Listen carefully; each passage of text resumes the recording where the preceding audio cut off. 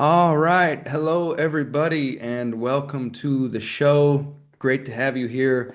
Honored to be here today with a dear friend, Austen Wigglesworth.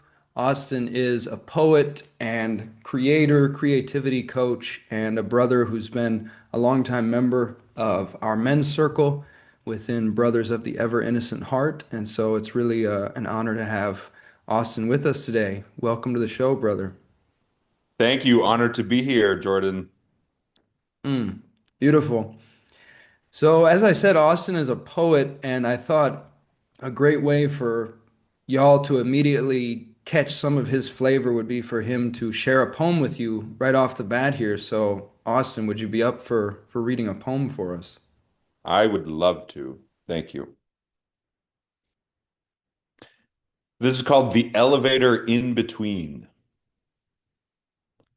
I awoke, my body tingling head to toe, awareness seeping within and without, my mind overwhelmed by the vision bigger than it of the elevator that is the nature of reality.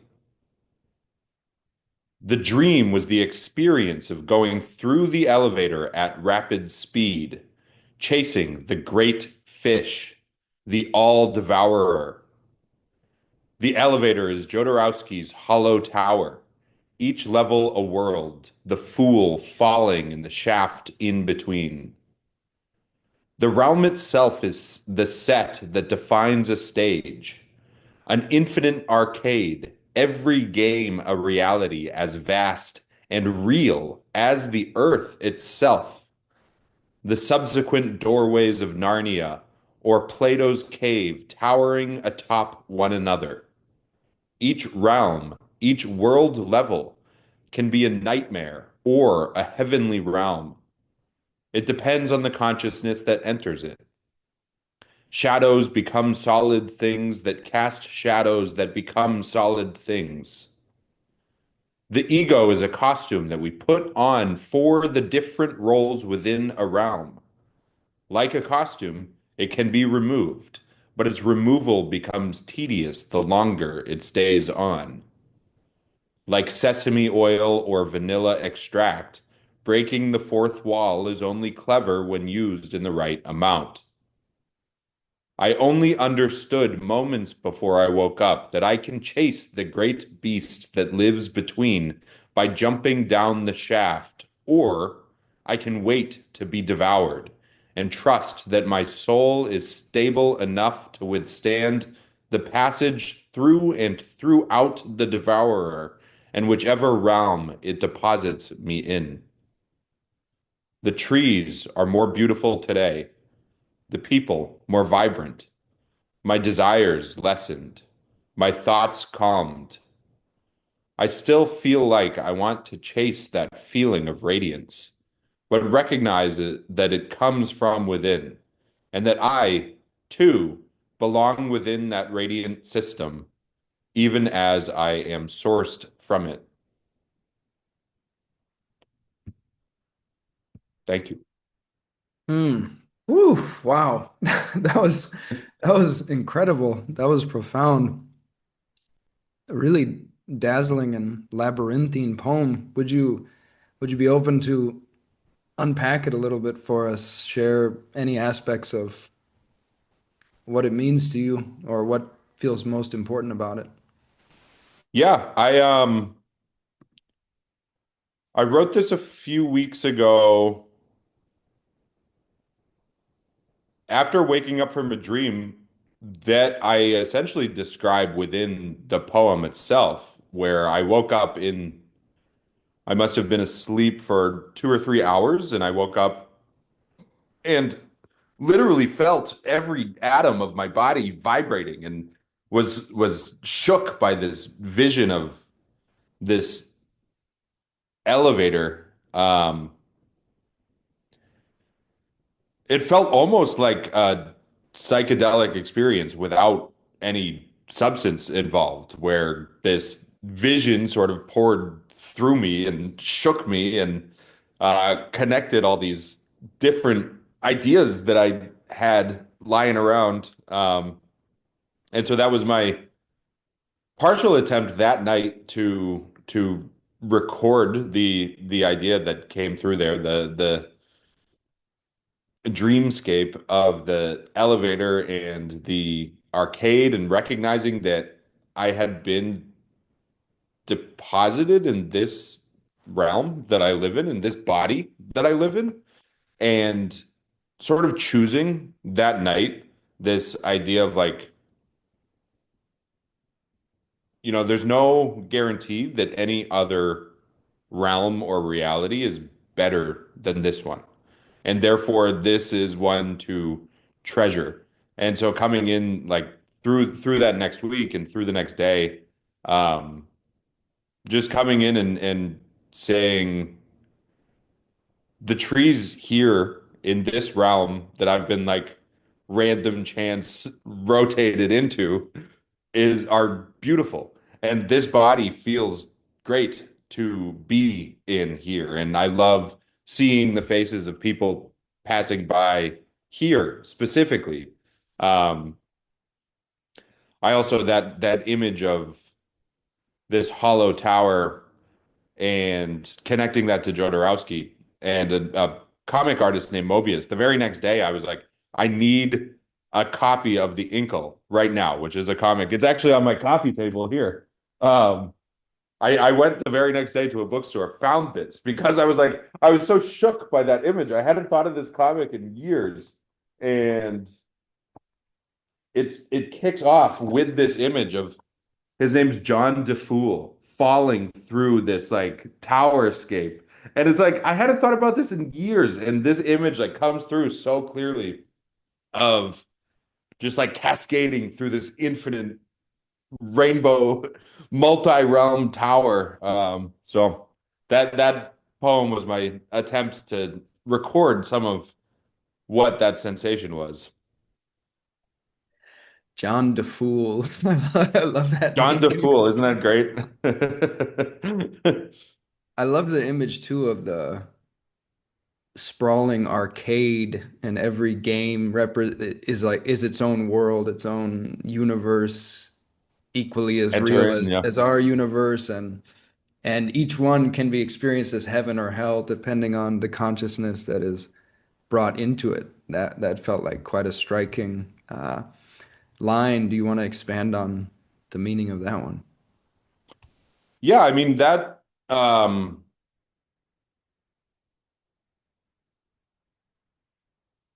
I sort of like reflected on my time here. I'm like I feel like pretty good overall. And recognizing also that there are people who don't feel pretty good overall. I'm like, how do you reconcile that the same realm, the same game can be a good place for one soul and not for another? Um, and it seems like the circumstances by which you enter it, like that position that you're in when you go and enter into the realm, sort of engages in that, activates that type of is this a nightmare or is it sort of a heavenly realm? Um,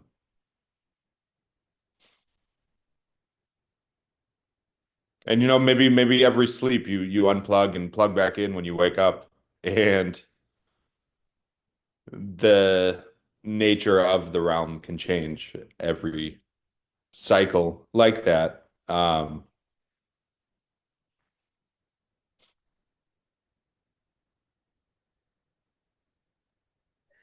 But yeah. One thing that brings up for me that's interesting is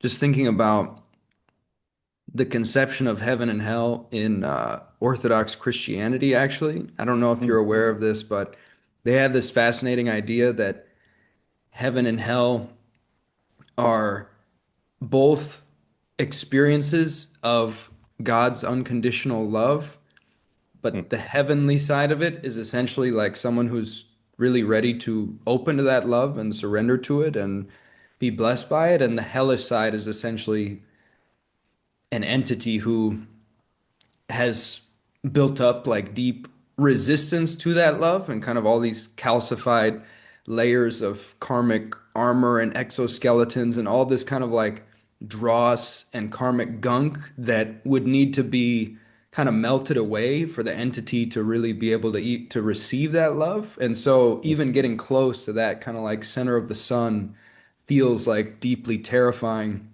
and torturous for that entity in a way because inevitably it would need to kind of melt away all these layers of accumulated kind of less true identities or less true snakeskins that were rooted in negative karma or negative action in order Hmm. to receive the fullness of that grace, which I find to be a pretty profound suggestion. Yeah, And that's a powerful image as well, where it's like somebody, if I have all this calcified gunk lying around my my soul, it's the melting away of it can be ecstatic or terrible, depending on how much I identify the calcified gunk as being me. It's like if it's melting away and I feel like I'm losing a part of myself because it's melting away, that's like, oh no.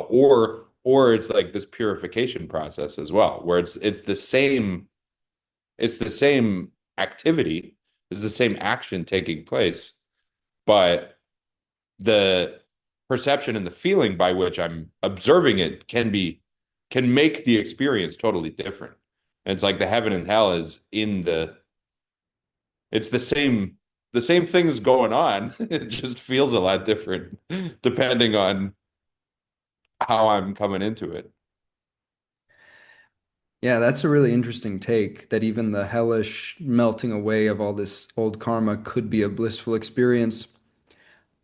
I'm curious what, yeah, I'm curious what the Orthodox view on that would be. I would guess that their view on that would be that in order to truly release some of those layers, the entity has to actually feel some extent of the damage that they caused. And I think that's part of why there's the hellish experience, because the entity has to actually face the weight of the pain that they caused and the suffering they created for themselves and others. And they have to actually reach a place of feeling some remorse about that and actually wanting to ask for forgiveness or ask for redemption, which I think is Yeah. pretty interesting part of the yeah of their cosmology.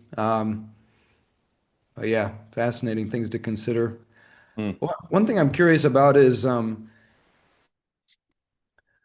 when you look at our world, just to take yeah to bring things down to earth a little bit more, and you feel into the people who are suffering more and experiencing this more as like a very painful, very difficult, dreary realm versus what you're saying.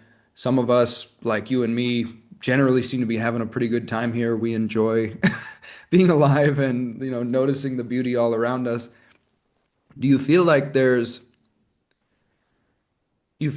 some kind of, let's say, transcendent principle or North Star that once you start to align with that, your experience smooths out on this planet, and the less you're aligned with that, the more likely you are to be in kind of suffering and resistance and resentment. Maybe. Hard to pin down maybe, but funny enough, I go back to like I think a North Star for me is sort of um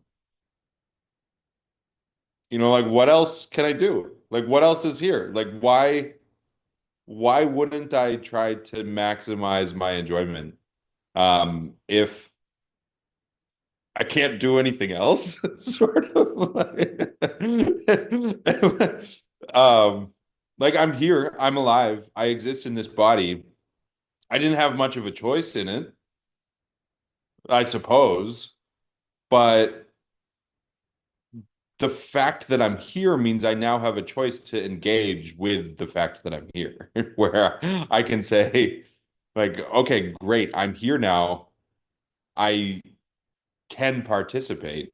If I can participate, like, why not? Like, where's the limit there? Like, how fully can I participate in the experience of me existing? And that that question, that line of inquiry and discovery leads to engagement with life. Like that leads to this um unfolding and participation with whatever this is, wherever I'm at, and saying like, whoa, I'm here now. This is great. This is crazy. Like let's see where it goes. And so then even and I can't necessarily always tap into that when I'm, feeling down or in a cloud or in a period of darkness. And it's like that's a little bit of a whimsical idea, but I think it's still there even in that where it's um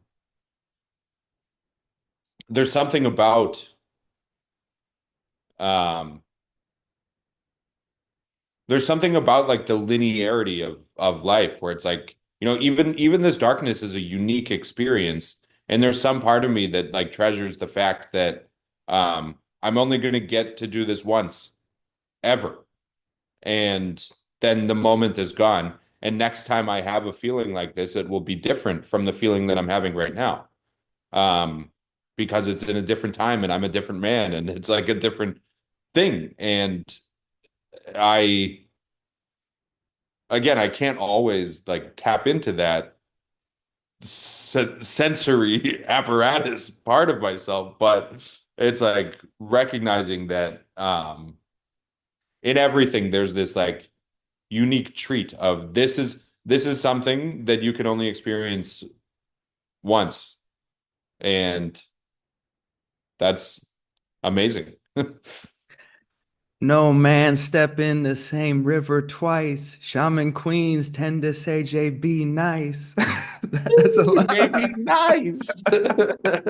That's a silly line from a brother and I in the Tuesday Circle are making a rap album called Christ Ayahuasca, actually like kind of fusing Christ and I ayahuasca love that. together. And yeah, that's gonna be coming out pretty soon. But that's a line off there that you reminded me of with the noticing that you never experience the same moment twice, that you're not the same man, you don't experience the same feeling twice. And actually I think a lot of what you just said for me gestures strongly toward that kind of North Star or transcendent principle that I would say as people align more with that, they will experience more beauty, more joy, more alignment, more peace with the dark times as well, just deeper acceptance.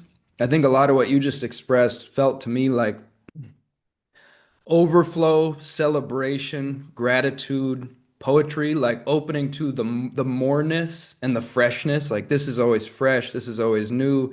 There's always more to explore here. I can open to the beauty of this. I can give thanks for this. I can celebrate this. I can enjoy this. I can savor this. A Mm. lot of like poet consciousness there. And I think poetic consciousness is a big part of what that North Star is. Just essentially like opening to the beauty of life, letting it in, let yourself feel it. And interestingly, you said the word participation. That reminded me of both Peter Brown and again Orthodox Christianity. Interestingly, because Peter Brown speaks about participation and says like there's no limit to the degree to which we can like infinitely participate in this infinite unfoldment, and there's no limit to the subtlety that this can go to, that we can dance with this and open to this. And Orthodox Christianity, interestingly, their vision of salvation is actually full participation in life, full opening and full participation in God's energies, which they see creation as an emanation of God's energies. And one of the early church fathers said something like, "The glory of God is a living man, a man who's come fully alive." And so, yeah, interesting, like the threads. that you're weaving connect to different kind of wisdom streams for me. And one other thing I would add to that though too is that I think if the enjoyment remains primarily for oneself or like a more solipsistic enjoyment, like I'm over here in my universe enjoying the heck out of it. I don't really care what other people are doing. I think that can lead to being kind of cut off in some ways, or it could pretty easily flip into some kind of alienation. So I think there's also an element of sharing it, letting it overflow with others and connecting and relating and letting your joy be of service and be uplifting to everyone around you as well. Yeah. Yeah. I I think there's a certain like naivete to the fool where it's like somebody walking around just like loving themselves, feeling themselves and walking past all these people who are suffering can feel arrogant a little bit where it's like all these people who are suffering are like why is this guy singing to himself right now like looking like an asshole basically and it's like oh there's a lot more compassion to the fool who sort of dances into the area and asks like do you want to come dance with me do you want to sing with me or like hey tones it down a little bit or sort of meets somebody where they're at where um I forget the author of this book but there's a book titled Meeting the Universe Halfway where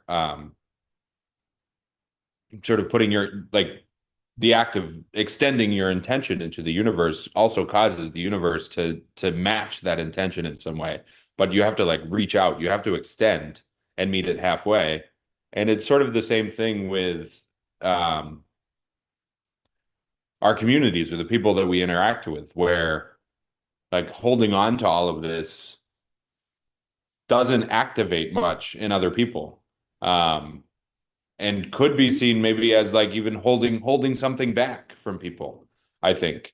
And so like that act of reaching out to where somebody's at or reaching out halfway, it at least offers the opportunity to somebody, even if they're suffering, to say, you know what, I will participate this time. I will reach out this time. I am ready to come join you in wherever you're at.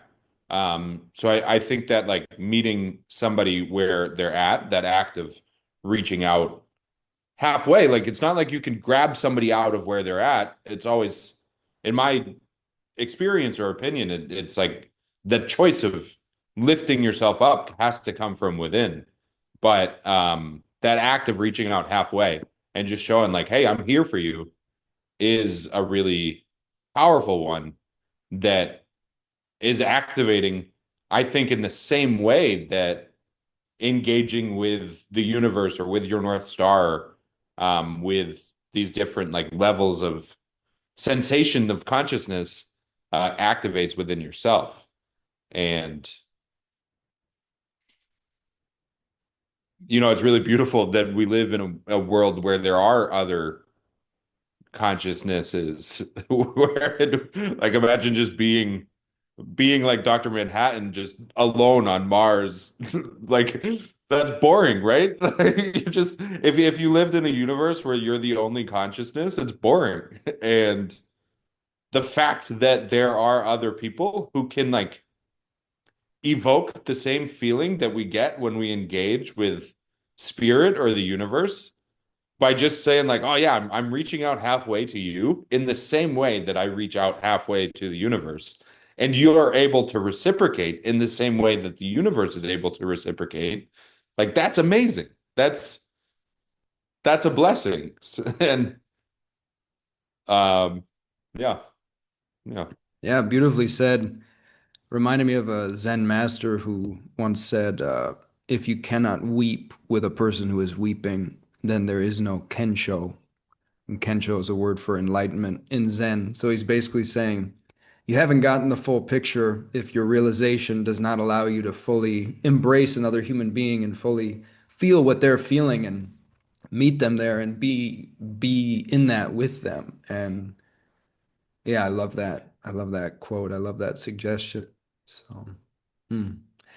You had mentioned the fool archetype.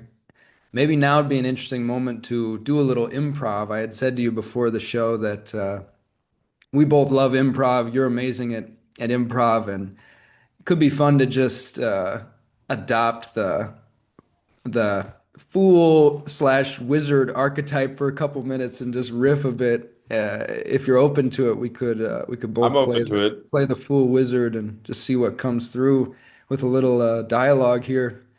You want to get us started? Oh, of course I do, good chap. This is where we are. Of course, you see, I have this frog here that I found on the street. He has four toes and five eyes. What do you make of this, laddie? Why, thank you, my good man. Indubitably, nowadays, with technology and whatnot, I seem to be unleashing some type of energetic discharge, and it's showering everyone around me with some kind of jubilation, just isness and jizness and godgasmic, ever-gurgling geyser of gorgeousness. Some kind of jubilation, you say? I also feel some kind of jubilation over here. Whoa, wow, whoa. It's like the fabric of time. The lightning bolt has struck. The lightning bolt has struck. Where must we go now? Well, 'Tis the season to be jolly, tra la la la la la la la la la la la la. la. Don we now our gay apparel, tra la la Yeah, la yeah, yeah, yeah, la la yeah. la. Ho, ho, ho, ho. Oh, bravo, bravo! That was awesome. That was whoa. It's always fun doing that. Your like 30-second or 1 minute exercises of unrestrained whatever, like the sort of only guide that I use there is like try not to follow what I just did. And it's like that those 30-second exercises in the Brotherhood are like so stimulating, so awakening, like one of my favorite things to do. So thank you for introducing that practice. Yeah, you're welcome. Yeah, we haven't done that in a while. We should bring in some pure nonsense again Some pure soon. nonsense. Yeah. Yeah. Yeah, Oh. I don't even remember how I came up with that. I don't think anyone taught it to me. I think I just had the idea one time, like, what would that be like if everybody just had 30 seconds to just do pure nonsense and see what came through.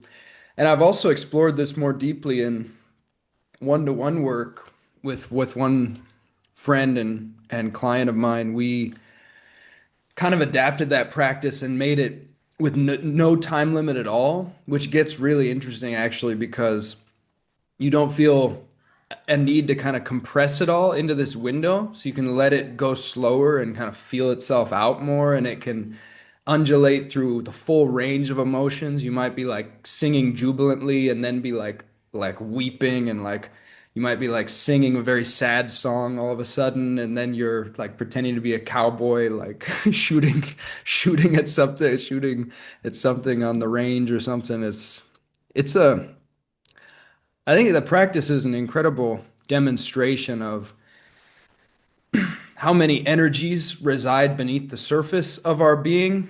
And when you're just given permission to tap into the full spectrum and you start to ease into that, it's incredible what can come out. And you realize that our typical range of motion or range of conversation is limited to a very narrow bandwidth of what we are and the energies that are within us. And when you give the nonlinear and the absurd room to breathe, it's like it can explode out. Like I was just stunned a moment ago when we did that just now because I was not expecting to go full. I mean, I didn't I had drank some ceremonial cacao today and I really feel that in my body right now. Like that was some strong cacao.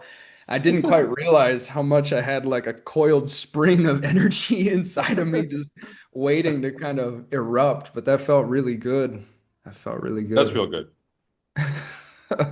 I had a sip of coffee before we started. So I'm like, woo! Feel that little jolt of brew flying through me. Yeah, man, that practice and you introducing it, I think brings me back a lot to what I was saying about like meeting people halfway or meeting the universe halfway, where um, you take our brotherhood circle and you're like, okay, we're gonna do this thing called pure nonsense. Um, and for if some people were delivering that, it wouldn't land. But then you say, we're gonna do this, and then you do it, and everyone's like, whoa, like something wakes up in us where they're like, that looked it's like our inner children being like, that looked so fun. Like that looks so fun just to let loose. Like let's see where all these energies are. Cause like that activation also stimulates, I think, all this stuff going on inside of us. And like it's just sort of bursting to get out. So it's a really fun thing to be invited to participate in as well. And the permission that you give there is really powerful. So thank you for that. I love that like idea of stimulating everything going on beneath the surface there. Um, there are all sorts of like there's this might have been Young's automatic drawing process, but I don't know who actually invented that. But automatic drawing where you just, you sort of like drop whatever thoughts you have and just start moving the pen on paper. And it turns out there are images there, and that's weird. And like anything where it's like, okay, drop everything that you think you are, like drop the story of you right now, and then create something. Like that's a really powerful thing where it's like I feel like I can get into a space with writing or with making art where it feels burdensome. It feels like I'm placing a burden on the art or on my writing to do something that I want it to be doing, or to hold me up in some way, or to prove that, oh, if I have this poem, that means I'm a poet. And like placing the burden of the weight of me being a creative person on this thing that I've created. And like dropping into that space of like, oh, this is me with where identities don't really matter, and still I'm a creative person is a really powerful, affirming practice that's like, whoa, look what came out of there. Like, maybe later today I'll go write a poem about a four-toed, five-eyed frog. And like all the bits lying around beneath the surface there are the bits that are most creatively exciting to me. And the threads I sort of like to pull on, where I'm like, oh, that's a weird energy about a frog. Why am I thinking about frogs today? Let's start writing. And then I start writing about frogs and see what follows on that string as I pull it more out from wherever it's coming from. Ah, beautiful. I really love that. I think that's amazing advice to people to try to go into a space of dropping all identities, dropping all pressure. You don't have to be anyone. This is just pure openness, and then just create from there and see what comes out of there. That's also one of my favorite ways to create. And that's part of why I love the pure nonsense or just freestyle rap. They feel like, or just doodling, all types of freestyle art, like freestyle, stream of consciousness writing, just leaving it wide open and just seeing what comes is like you can just surprise yourself. You can be surprised. And I like putting I like putting music out that, sometimes I like taking a lot of time on projects, and and really polishing things up. But I also like putting some stuff out that just feels a little rough around the edges and feels kind of like DIY, like almost like it was in process, and I just decided to just throw it out there because yeah, art is about this process where there are no wrong answers, you know? Like our culture has so deeply conditioned us to feel like there's a wrong answer and like the right answers are in the back of the textbook and don't get it wrong. But in art, which is life, there are no wrong answers really in a very deep sense. It's like a wide open field of pure possibility. And I think there's something so nourishing to the human spirit about feeling the permission to just explore that wide open field and see what you can do that no one else has done before, because we're all intrinsically creative, we're all like musical instruments, and we all continuously create through everything we do. We can't help it. Our every movement is a once in existence movement that no one else can replicate. No one can be you. So it's just like something so deeply unlocks when we discover that like we're made in the image of the creator in a sense, like life is a creative act, a creative emanation, and we are a microcosm of that macrocosm. We are an emanation of fractal weirdness whether we want to be or not. We can't help it. We just open into more creative echelons, and when you start consciously noticing that and participating in that process and being like, ooh, where can I take this, how can I experiment with this, how can I get a little seductive and juicy with this, it can just start to get really, really fun and tantalizing. You can dance the flamenco and the stellar tarantella in your pajamas and just make make shenanigans. And one other thing you brought up for me was just thinking about actually, I'd never made this connection, but seeing pure nonsense almost as like a form of glossolalia or like speaking in tongues. Like, you Mm. know how people used to just go into these fits of hysteria and like start, like just start speaking in tongues. But that was almost like a culturally or that was like a culturally or contextually sanctioned form of sacred nonsense. Like this is an understood thing that this sometimes happens to people, so it's okay in this context. And suddenly you've got, all these grandmas just dropping to the floor like because these these energies like want to come out. They need an escape hatch. And actually, Mm. I really feel there's something quite profound here where when we bury these energies, any and all energies, any energy, if we lock it in a basement within us and we reject it and we deny that it's there and we secretly hate it and it gets trapped, it doesn't go away. It gets heartbroken and it gets angry and it gets distorted, it gets rageful, and then it erupts out a century later in the form of World War I or something like that. Like these energies don't go away until the day that we learn to truly hold everything in reality and everything within ourselves in unconditional love and let it all come into the light to play and reclaim its original innocence. Then we're going to continue to roundhouse kick ourselves in the face as a species repeatedly because we've not learned how to love. We've not learned how to love everything within us. Yeah. And the pure nonsense has something important, I think, that speaking in tongues doesn't, where speaking in tongues, that sort of like burst or release is at a point of bursting, where like it's only activated if it must be activated right now because there's nowhere else for it to go.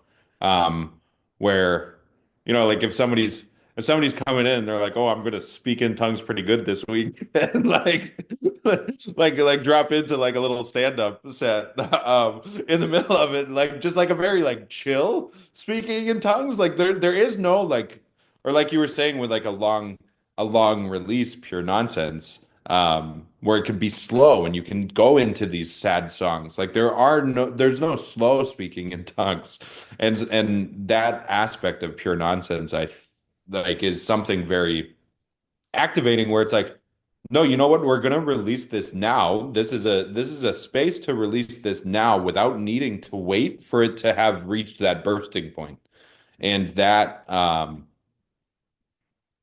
that's a really powerful aspect to pure nonsense as well, where it's like, oh no, this is always here, and even though it isn't like bubbling over in this like fiery intensity, um, it's still accessible.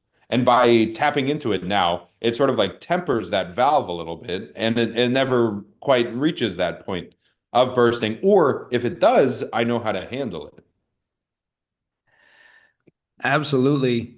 And that just helped me make a connection that all of art is that too. Art is that pressure release valve that like there's something so therapeutic about having that at any time, you know. You can write a poem, you can make a song, or you can just sing, you know, like ayahuasca, I feel like taught me how to let the pressure release from my energetic system on a daily basis in all sorts of ways. Like I'm always like I'm in the sauna and like nobody else is there last night and I'm literally making like ancient reptilian like guttural like noises like coming out of me like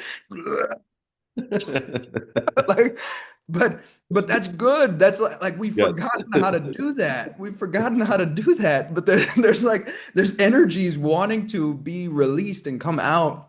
And we know this physically. We know we need to take a dump physically, but we've forgotten that we Mhm. need to take energetic dumps. We need to like just release these energies in one way or another. And if you discover things like simply shaking or dancing or singing, using humming, drumming, sound, primal sounds, animal sounds.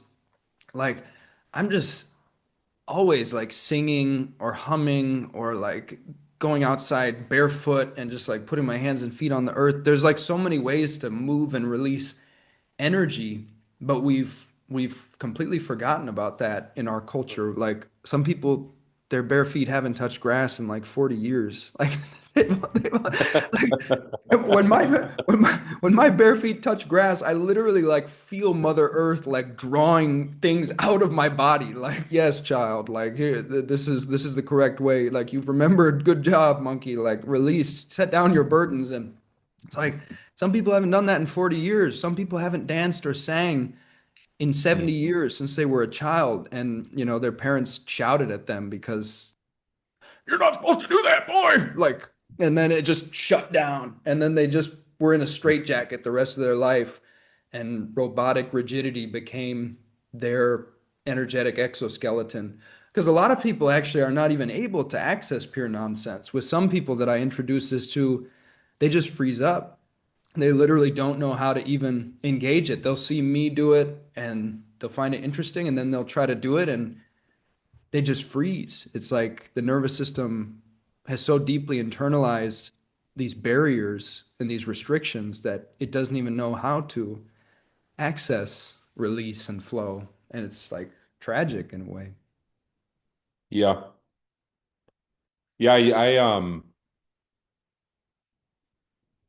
there's a lot with that, like the inverse of permission. Like the inverse of you have permission is that you're not allowed to do it. And that, oh, I'm not allowed to express myself in this way, um, becomes internalized and calcified with a lot of those stories like that, where um I sort of in the same way where it's like, um, and maybe this is something that we didn't touch on yet, but like reaching out halfway, whether it's to somebody else or to the universe, is also like putting yourself out there in a vulnerable way, where it's like, hey, I'm reaching out halfway, and like I think children are very naturally predisposed to make art in this way or to live as artistic beings, live as art. And so when a child reaches out halfway with the invitation to participate, um, even if they're not consciously aware that that's what they're doing, and then that gets shut down, that like sensation of like, oh no, my hands that I was reaching out halfway with was rejected, and that means I'm not allowed or I'm not worthy of reaching out halfway and asking somebody to participate, or somebody will reject participating with me because they don't want to do that with me. Um, and those stories do linger, and over time they become harder to melt away. and returning to a practice like pure nonsense is a way to like reactivate that permission. It's like taking you back in a place where permission hasn't been given or rejected um, yet, and this like sort of place of potential and re-engaging with any sort of like even just walking outside in your bare feet is like a creative act where it's like, oh, I'm gonna go like meld with the ground, meld with the earth here with my toes in the dirt. And if someone comes over and they tell me I'm goofy for walking around with my bare feet because there's little snakes in the grass in this part of town, then maybe I'll feel bad and maybe I'll like that will re-invoke those sort of echoes of rejection or of non-permission that I've learned for myself. Um, and so it is this vulnerable thing, but having people, it's funny, it's like the way like so you can reach out halfway and lift somebody out of suffering. In that same way, some people who are very experienced in reaching out halfway can like reach out to lift somebody up. Like somebody who is just reaching out for the first time, like if you're around people who are deeply grounded in that sense of permission. Like, I see you, I'm here for you. I'm not trying to change you. I'm reaching out halfway. Like, I'm holding space for you here to be whoever and whatever you are right now. That's one of the most powerful things that can catalyze and transform change in somebody who has those sort of scars of rejection because then they're like, I don't feel comfortable reaching out to the universe or reaching out in a vulnerable way with my creativity, but I know that these people will catch me and then just go and do it. And that's a nice thing that happens.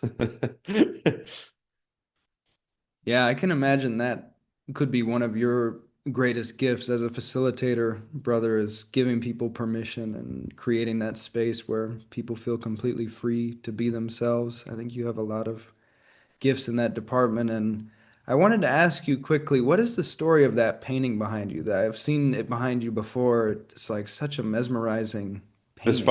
This funky Yeah, alien lady here. yeah. I I went out to a nightclub and saw it on the wall, basically hanging there, and walked over to the bartender and said, like, can I buy this? Can I purchase this here? Like I was out at night and said, can I have this? I sort of walked in through the door. It was right through the door. I was struck. I immediately walked to the bartender. I said, how do I get this? She's like, oh, you can just Venmo the artist.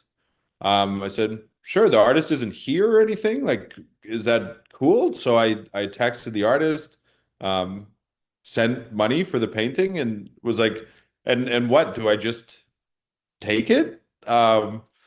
She's like, "Yep, go ahead and take it." So I called an Uber. I put the painting in the back seat, and me in the front seat, and rode home with my new painting. So just sort of like in the moment, sort of changed my direction of the night, just being like, "Wow, that is great!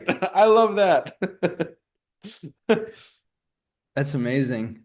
I feel like that painting somehow evokes or captures a lot of what we've been talking about here almost. Like she almost gives the vibe of like a shadow integrated angel in a way. I get a benevolent impression from this being, even though she's embodying a lot of the characteristics that, in many historical depictions of more dualistic images of good and evil, evil is often depicted in this more like reptilian underworld.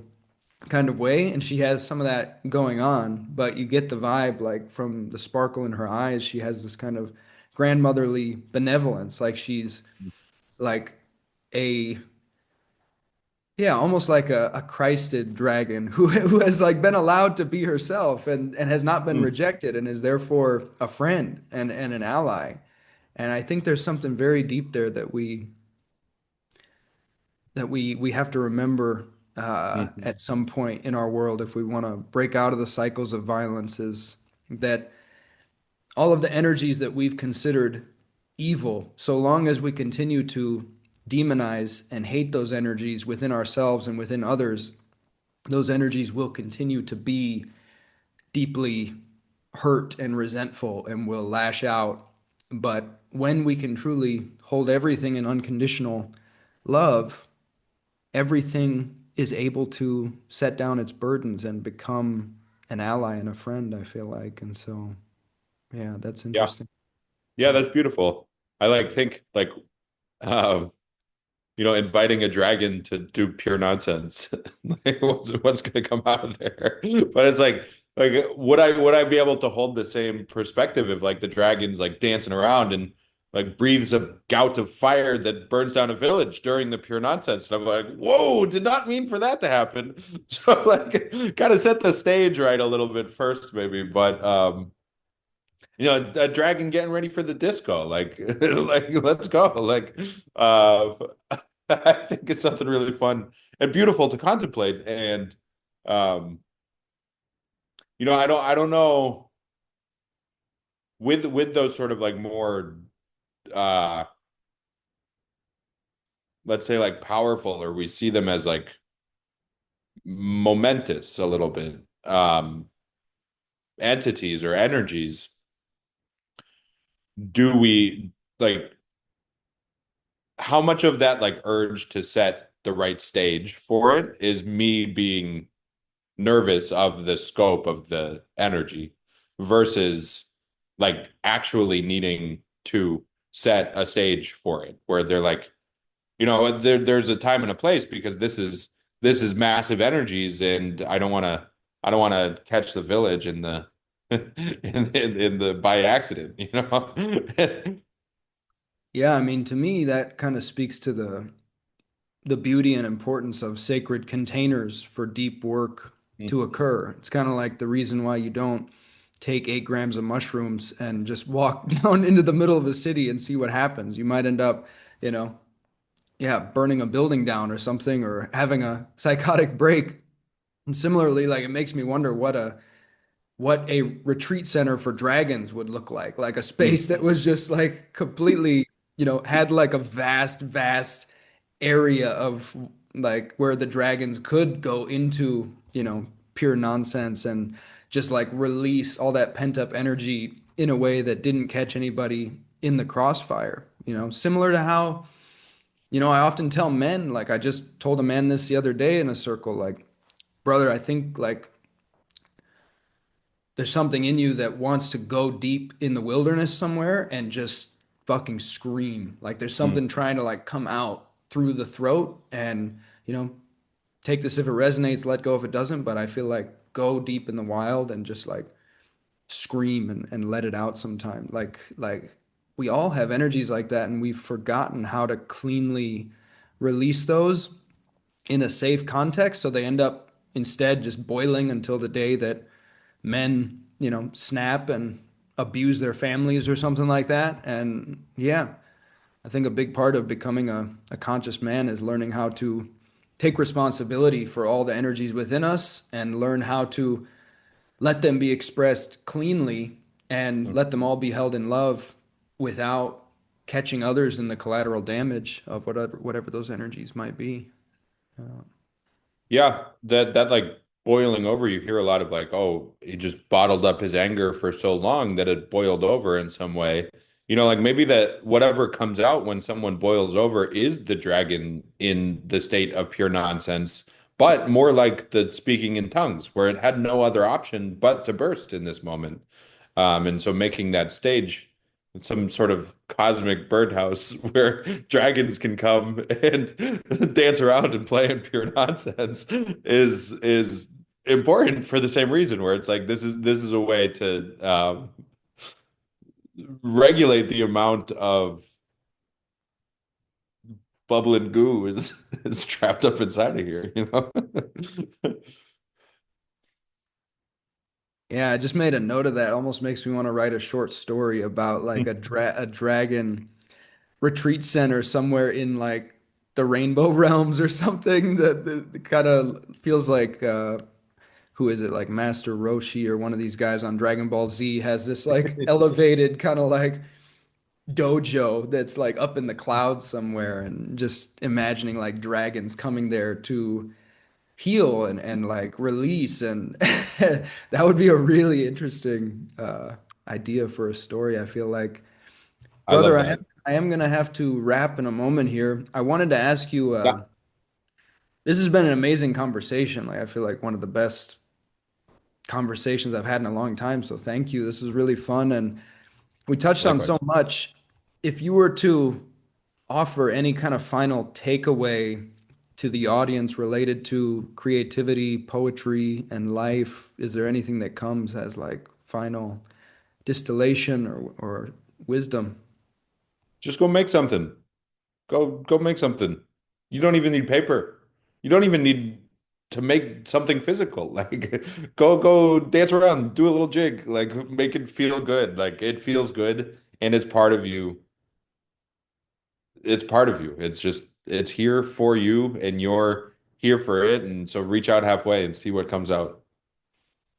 Mm, love that. What a perfect conclusion with a very just practical step. I mean, even just right in this moment now, anyone listening can just use their voice and see what comes out. Just start yodeling, start pretending to be a banshee, it's just it's so wide open.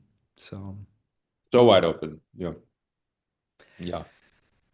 well, thank you, brother. Where can people find your work if they want to stay tuned in with you? They can find me on Instagram at 10 Mile Gaze. That's the number 10, then Milegaze. 10 Mile Gaze, amazing. Well, thank you so much, bro. This has been fantastic. Really, Thank you, like, Jordan. yeah, makes me excited for more in the future. So, just appreciating your juicy, jolly, Santa Claus like boisterous energy. Just always. Oh, oh, oh. Oh, oh, oh, oh, I'm sure my oh. upstairs neighbors are like, "What? What is What is going going on?" on? Yeah, inviting everybody to practice their ho ho ho this holiday season. That feels good to do. Ho ho ho ho. Woo. All right, my friend. Take good care. Thank you so much. Peace and Thank you, love. Jordan. Peace.